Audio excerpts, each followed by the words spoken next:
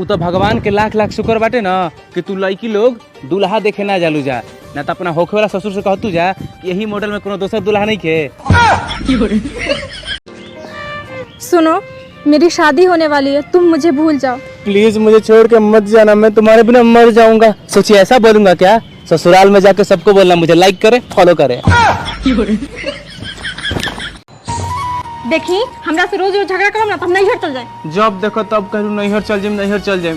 हमरा बारे में तो तू सोचबे ना करलू कितना तकलीफ होकेला जब तू नैहर जाके कहो कि ना जालू तो।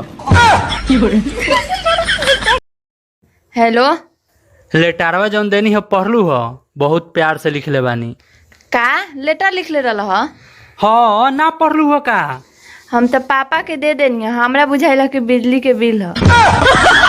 अरे नमस्ते अंकल। नमस्ते बेटा नमस्ते। और क्या करते हो?